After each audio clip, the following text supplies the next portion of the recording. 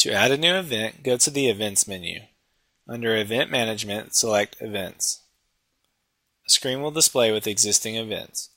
Now select Add New. On this screen, we can specify the details of an event and customize the registration form. Let's create an event for a youth soccer league. Use the registration type drop-down to choose what type of registration you will be creating. Individual registration by age and gender will allow a registrant to register for an activity by birth date and gender, which are designated when we set up an activity. We have already created an event category of soccer, so we will choose this from the event category drop-down. We will name our event Youth Soccer League.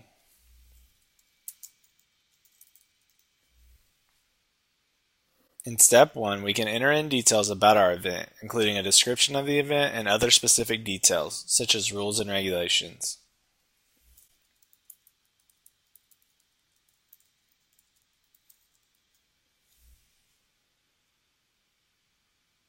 In step 2, we see the fields included in a standard registration form.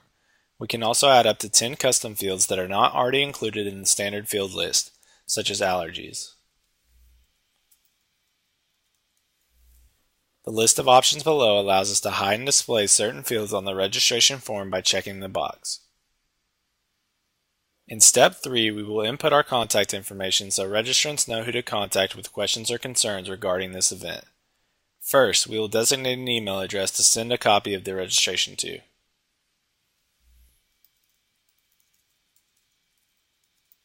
Required fields include name,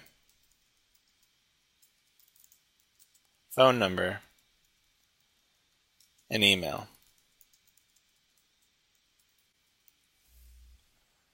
If desired, we can also include a Twitter handle, Facebook URL, or event website. In step 4, we can include waiver and release text that appears at the end of registration before the registrant checks out.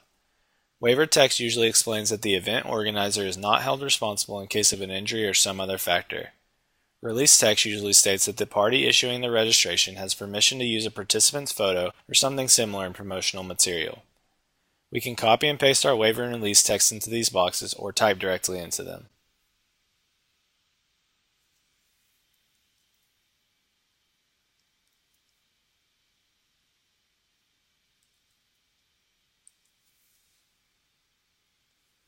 In step 5, we can input the information pertaining to volunteers as well as list each volunteer position that will be required for the event. We need individuals to coach and be assistant coaches, so we will enter in those 2 positions here.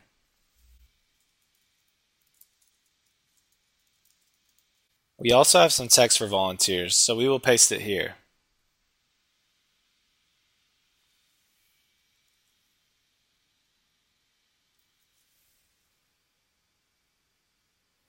In step 6, we can write a confirmation note that a user will receive in an email upon the completion of the checkout process. We also have the option to create a thank you message that displays after a user checks out. We will now copy and paste both of these messages in the fields.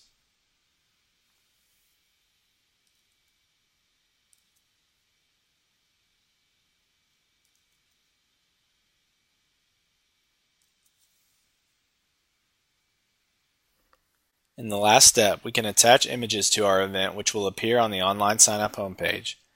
To add an image, we can select one from the drop-down list, or select Upload Banner or Upload Tile to browse for an image stored on the computer. You will need to have Flash installed in order to upload an image.